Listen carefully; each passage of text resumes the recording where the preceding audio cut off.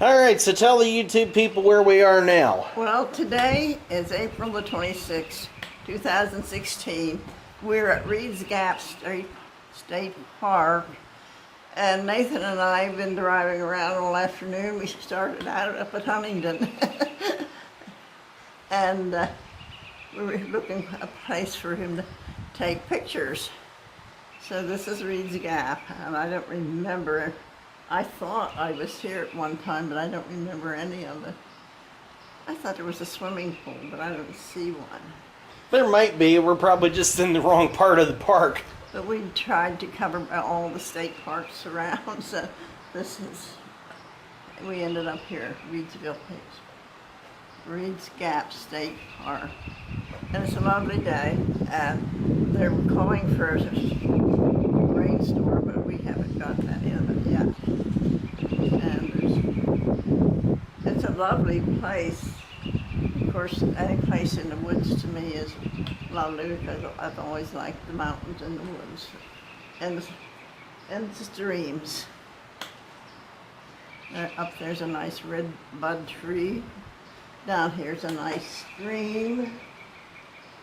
And it looks like it's a log way across the creek. And that's, when I was a younger person, I would have walked across that log. I couldn't do it now anymore. Some of the state parks that we've been to that I remember was Licking Creek State Park. Some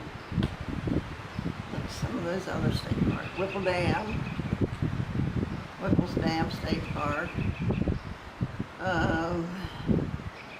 What's that other one that we went to at the road? Greenwood State Park. There's some other ones we went to. Collins Gap. Yeah, Collins Gap. State parks are always nice. This one seems to be well kept. Has nice bathrooms. And I don't know who Reed's Gap was named after, but there must have been a guy called Reed around because there's a town called Reedsville. Reed's Gap. Reed's this, Reed's that. And then it's not too far away from a town where I really don't know how it got its name, and that's Milroy. Milroy. Well, there was a mill there. Like up at... Was it run by a guy named Roy? Roy Mill. Atkinson's Mills. There's some other places to mill. That made, in the old days, that's where there was a mill there. People took all their grain and that to the mill to have it ground. And Shade Gap. You know, your dad came from Shade Gap. Yeah. And any other, or what else could we talk about? Well, I was thinking, since we're kind of, on the outskirts of Amish country, I got to thinking about, how they're still kind of, behind, the rest of the world technologically. So that got me to thinking, the way things were done, say, 80, 90 years ago compared to now, like technologically. Yes. Like it just... But the Amish people still live that way. They don't have electricity. They don't drive cars. They don't have TVs. They don't have telephone. If they do have a telephone, sometimes it's in an old shed out in the field. Now, if a man or lady, Amish people that have a business, they're allowed to have a telephone in their business. But they dress probably like my grandmother dressed years ago. Long dresses and little sunbonnets, but we have respect for them. That's their beliefs, and they're good people. Well, what I was thinking was maybe think of some things like how they were done, say, way back when compared to how they're done now. Well, because I'm 90 years old, I can remember a lot of things from way back when. We went to a one-room school. I suppose I've talked about this before. And in the middle of that school was a big stove. Maybe it was a hot belly stove or something, and the pipe went up through the middle of the roof, and there was a blackboard up front, and the teacher was also the janitor. He came in early enough to start a fire in the winter, start a fire, and there was no electricity in that school that I went to up to 6th grade. Then they built a new school. In 7th and 8th grade, I went to the marijuana school. But if it was real hot, they'd open up the windows. There was outside toilets, one for the boys and one for the girls. And that's actually where I went to school for the first 6 years. And I can remember my brother, the first day he went to school, there was an airplane. He could hear it, and he jumped up and went out to see it. In those days, if there was an airplane flew over, we went out to see it because it was something new. And didn't that teacher paddle him for doing that? We had one of the most meanest teachers for a while in that one-room school. He would be arrested now if we had a teacher that acted like that now. He would be arrested. There was one boy. He said, "I'm going to make you cry." And this was a big boy, and he was what we called them welfare bullies. He lived with some people down the road, and he wasn't very bright, but he wasn't that bad either. He got a big stick up in the woods and beat that boy. He said, "I'm going to make you cry." Well, the boy never cried. But I'm just saying, what he did, he could be arrested for now.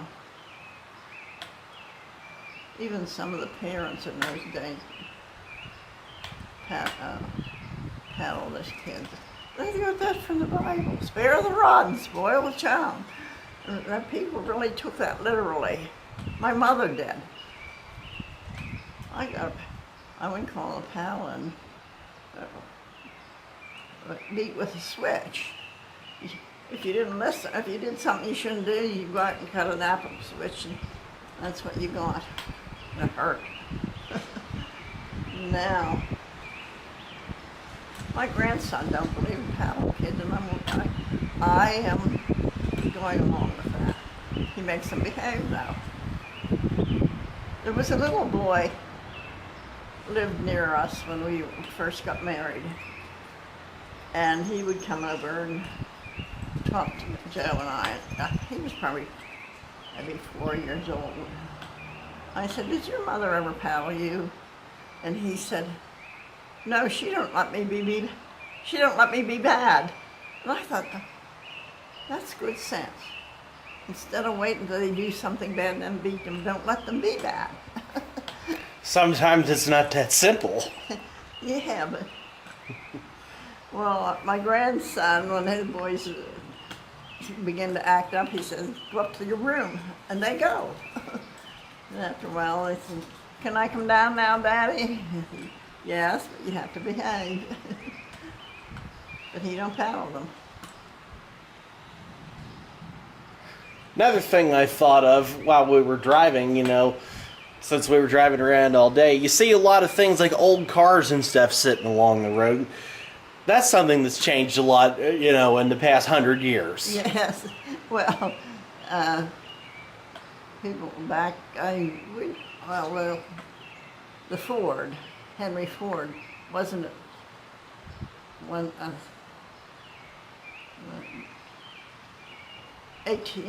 Maybe 1914 or something like that. Somewhere in there. Yes. And even people that had a car, they were uppity, because not everybody had a car. And then when the airplanes came out, that was something new to us. We would look up and say, "There's an airplane," and everybody would look. But that was 90 years. Well, I'll be 91 this summer. And there's a lot of changes been made in not my time. But one of the things that we always liked, and that was our camp and the state forest, parks, and our family all liked camping. And we always went to our reunion. It was at the state park in Licking Creek. And I think I've mentioned this before. We always said Licking Creek. Licking Creek. Well, they think you're stuck up if you say Licking Creek. It's Licking Creek. So,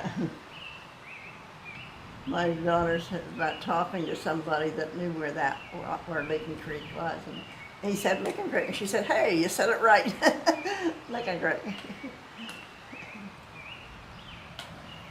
And we didn't need a swimming pool.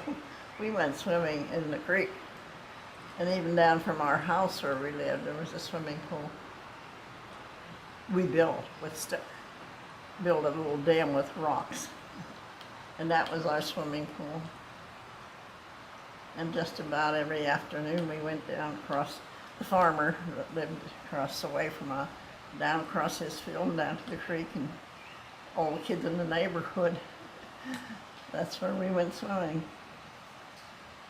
And jumped off of the there had been a big tree there that was cut down, and the stump was wet. So you get up on that stump and jump off. Now this is a nice little creek here, and Reedsville State Park. And I wouldn't mind coming here for a reunion or something. Look at this nice place here. Mm-hmm. And there's paths, places to walk, and the creek where the kids can play. How long do I have to go yet? Well, I think we can wrap this one up soon, but one other thing, you're always talking about all the things that you did to have fun way back when. What are your thoughts on what kids do today for fun? Because there's so much choice out there now. There's all these electronic devices like your computers and your video games and all this stuff. What's your perspective of that? When I was a kid, of course we didn't have TV. We never had a telephone, but we had a radio and a battery run radio, and we get shows like Amos and Andy and what's that? Fibber Molly, and a lot of country music. WWDA, Wheeling, West Virginia. That was all country music. And if an opera singer came on, my dad would say, "Oh, okay, that's a lot of squalling." Nobody like a soprano, an opera soprano. Now I kind of like that. And things have changed a lot. And like I said, I didn't learn to drive until I was probably 20, in my 20s. Then my oldest daughter was a little girl. And she would watch the speedometer and go home and say, "Daddy, Mom was going too fast." And one of the things that happened with my son-in-law, he was with his mother and a policeman stopped them, and he spoke up and said, "Mom was speeding." She said, "I'm gonna ground him." Told me God, his mom was speeding.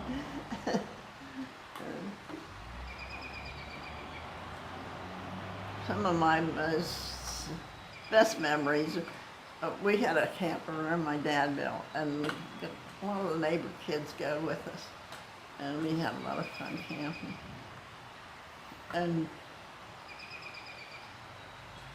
I'm trying to think some of the things we ate.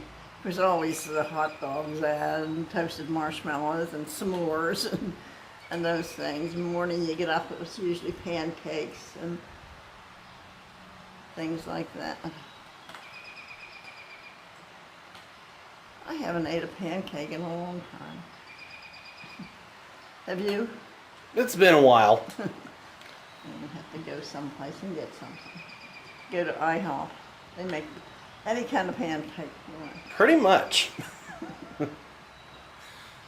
If I had a choice of living in the city or living out in the, like this in the country, I would rather live in the country. I wouldn't want to live in New York City if you paid me. Now I know the people in New York think it's, well, that's the most wonderful place there is. Not us. I wish I would just sit here and talk and not rock back and forth. It's a habit I have. What would we do without our TV? We get the weather, you get all the news. That's an interesting point in and of itself, because TV is kind of falling out of favor anymore lately, at least like in the sense of, you know, like your cable services and your satellite and whatnot, because a lot of stuff is available online or through things like Netflix and stuff like that. Yeah. You know, the media is changing. Like what we're doing now is the sort of things that people watch now, just things online. Yeah. And a lot of the things that I watch on television as people that live up in the northern part of Alaska and live out in the woods, and I like to watch that kind of stuff. And now there's one thing on television that I do not watch, and it's called Naked and Afraid. Did you ever see I've heard of that show, I've never seen it. Well, there's a man and a woman, and they're naked. But they don't show the private parts, but they're carrying a bag or something that covers part of them. But when they walk away from it, you can see their body. Who would want to watch that? Don't know. I certainly wouldn't. So, I don't know how to make enough money to make it worth having a show like that.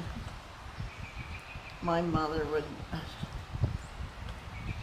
what would she say if she saw I'm sure she would have an absolute conniption if she's seen the sort of things that Well. go on today.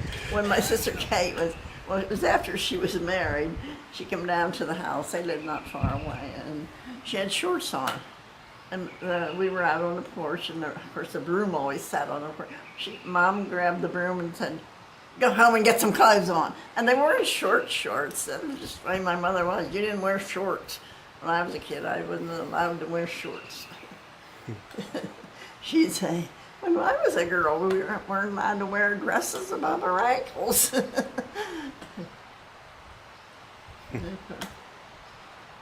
There's a road up there.